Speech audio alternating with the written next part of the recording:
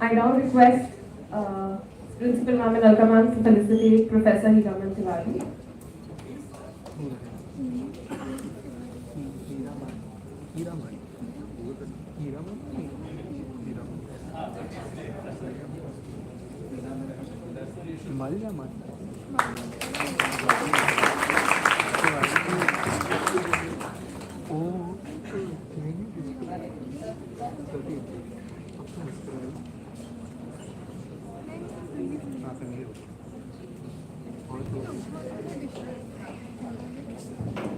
We have amongst us Professor Hiraman Tiwari, the Honorary Director, ICSSR, Northern Regional Center, Professor at the Center of Historical Studies, School of Social Sciences, JNU.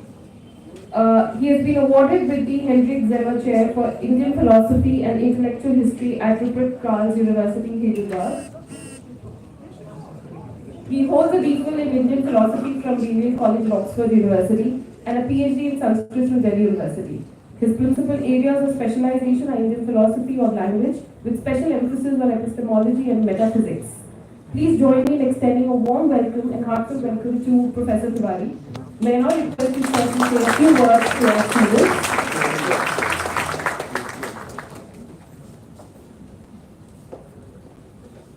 Thank you very much for those very, very kind words, warm words. Good morning to everybody.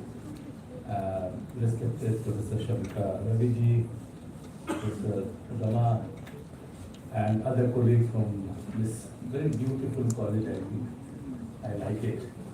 When I was a student, I always dreamt of being here, coming, either studying or teaching. That never happened, but in a way, my dream has now been fulfilled of coming here a couple of times. This is a special lecture series, as you know, for which you have been all asked to come and listen to one of the finest minds, a formidable person in number crunching, finance, management, Professor Shamika Ravi. So we have come to listen to her. I know next to nothing about finance except the monthly salary that I get. And let me admit that I don't even manage that. Blissfully, my wife takes care of it. I have no access to my account through internet. So that is something that I'm far away. But yes, I am always concerned how much money there will be. Let me begin by introducing not her, because I am not qualified to introduce her.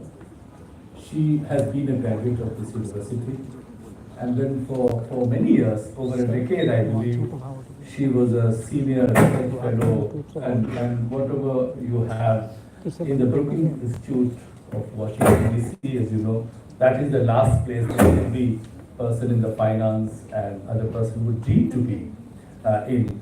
And then, of course, she came back and she has been roped in recently, last year or early this year, in the very high-powered Economic Advisory Committee of the Prime Minister, where she, of course, juggles her brain with other brainy people. So she is here to talk to us in through this series, let me tell you a little bit about it. This is the ICSSR's Dream Series of Distinguished Lectures. That is the objective of this series. This is fourth or fifth lecture around the country. It is happening. We have planned around 50 lectures in many colleges across the country.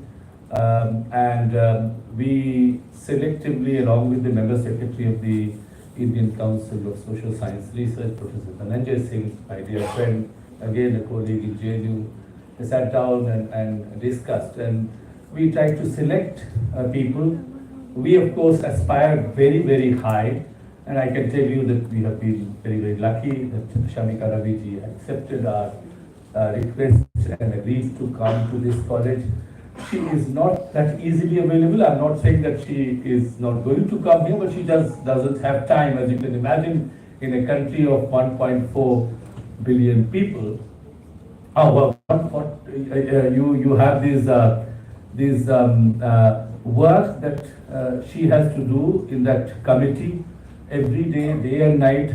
But we are, as I said, very fortunate, lucky and grateful to you that you have agreed to come to this college. This college was selected very carefully. by the committee of which I was chairman with the ISSR.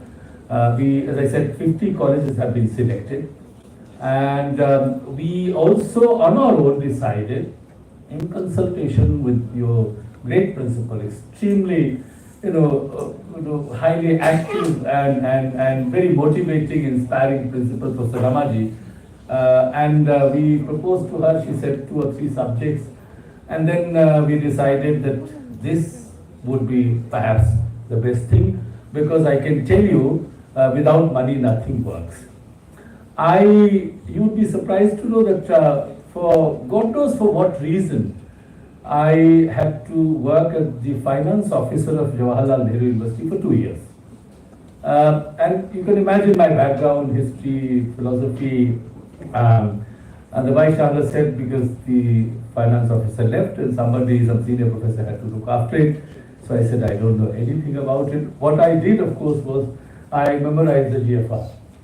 More or less, because, and then I would sign on bills of lakhs and crores, and when I did not understand, of course you have lots of officials under the finance officer, joint finance officer, deputy finance officer, so I ask their opinion and then I recite Hanuman Chalisa and sign it. In case something goes wrong, so I have somebody to blame. But in any case, this is what I did. So I realized then that anything that I'm standing here speaking, if you speak in terms, if you understand in terms of money, then everything costs money. Which is why our ancient scriptures said, Vidya Adhanam Sarvadhanam Pradhanam. That is one. And then, wherever there is dhana, there is vidya. So you have knowledge which is supreme of all, but without money, even knowledge would not work. I'll just narrate a very small story because I'm wavering, because I'm frightened and intimidated to say anything which might make me sound like a fool in front of an intellectual like yours in finance and money matters. You pick up the Brihadaranyaka Upanishad. Yajnavalkya is a great sage. He's having a conversation with his 2 wives. And that conversation to me appeared extremely interesting. Or anybody, if you read it, it's a very simple conversation, just like a couple discusses monthly finances. We do, I do, I'm sure everybody does. This, of course, is where Yajnavalkya says, okay, fine, I have established this wonderful school, university, where lots of students come. And those days, of course, the students will come with gifts, and that's how the household will work. Without that, you can't manage anything. You need food for hostel students and whatnot. And he said, I now am reached to the 4th stage of my life, and you guys are learned principals. You take over the vice chancellor and rector and run this school. One of his wife, of course, catches hold of a corner of his dhoti. He said, hang on, where are you going? I'm making it up, this is not there in the culture. I would simply assume that must be the seed. He said, where are you going? First you answer my question, which is